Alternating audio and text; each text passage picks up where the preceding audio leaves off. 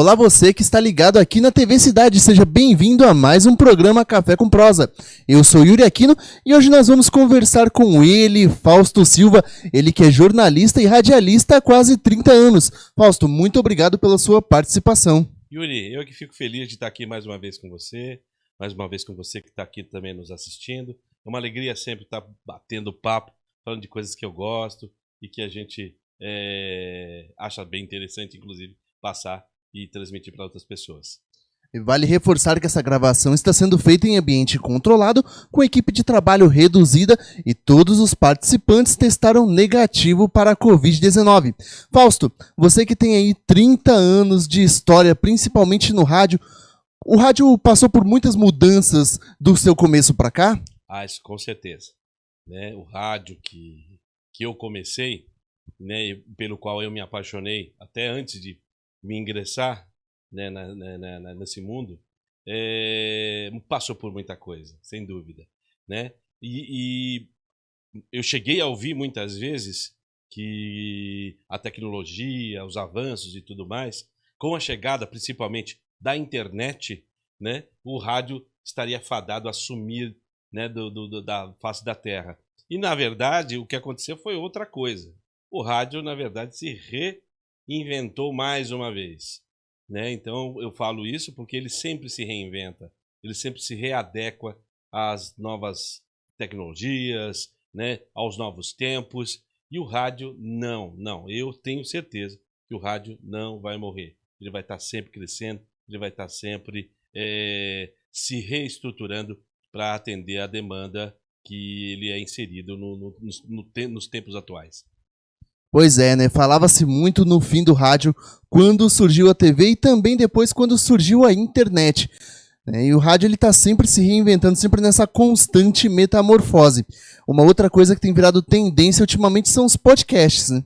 São aí originários do rádio, mas com um determinado segmento. Fausto, para você, os podcasts é mais uma metamorfose do rádio ou ele pode sim marcar o fim do rádio como conhecemos? Sem dúvida, é sim uma metamorfose. Mais uma vez o rádio se reinventando, na estrutura radiofônica se reinventando, né? Então, ou seja, os programas que você costumava ouvir numa determinada emissora passaram a não ter uma emissora específica, mas sim uma plataforma onde você abarca, né, na verdade, vários programas, vários outros programas, que o podcast nada mais é que um programa radiofônico, né? Se formos tentar trazer isso para uma linguagem mais popular, né? Então seria um programa radiofônico numa plataforma de web, né? Ou seja, de internet, que você pode ouvir em qualquer lugar, desde que tenha essa conexão com a internet, a qualquer hora, a qualquer momento,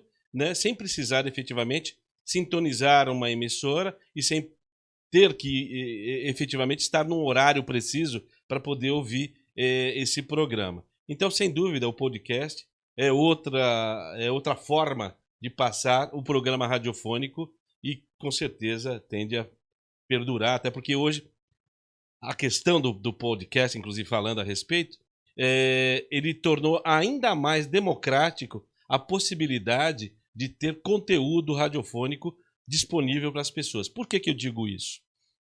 Porque todo mundo pode ser um apresentador, pode criar um programa de rádio, estruturar um programa de rádio e colocar nessas plataformas disponíveis a todos, né?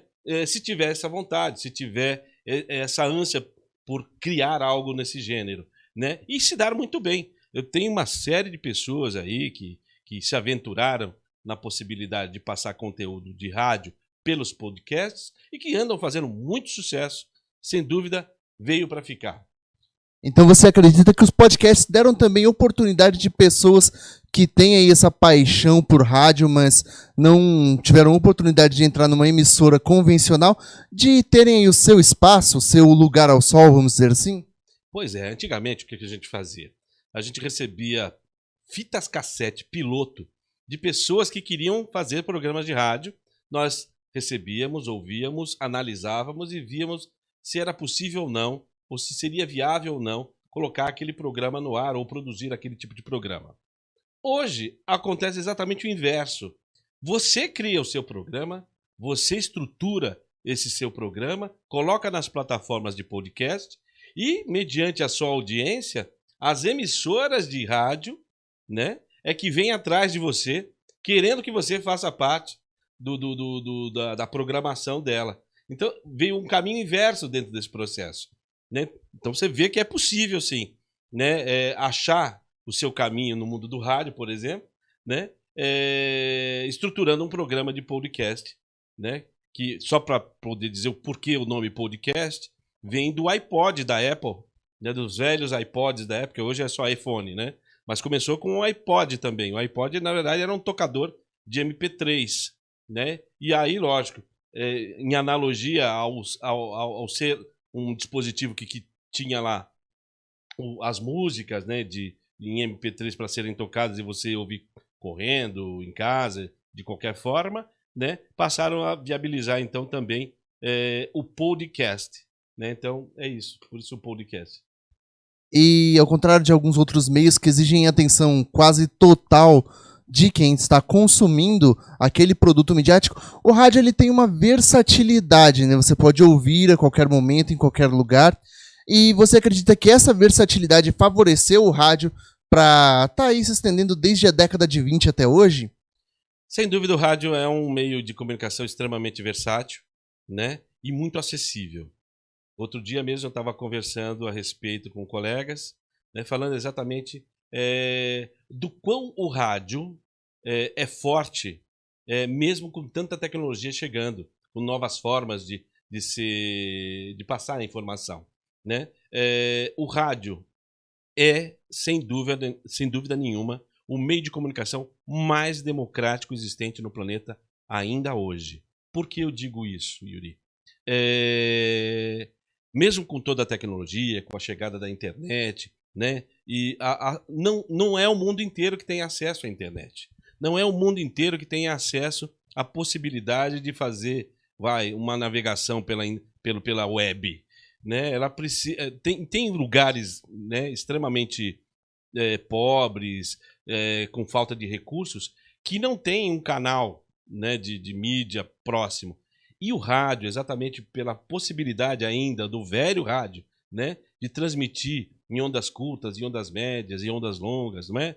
FM, AM, principalmente o AM, né, tem a capacidade de emitir seu sinal de rádio muito longe, muito longe. Então você vai para extremos do nosso país, por exemplo, né, onde não existe nem luz elétrica, mas eu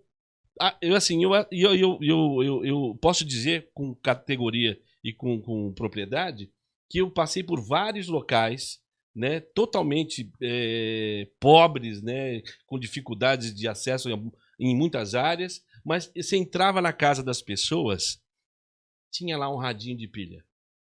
O radinho de pilha estava lá, sendo companheiro, como sempre foi a intenção do rádio, ser um companheiro para cada um que pudesse fazer essa sintonia, né? Então, com prestação de serviço, com música, conversando com o ouvinte.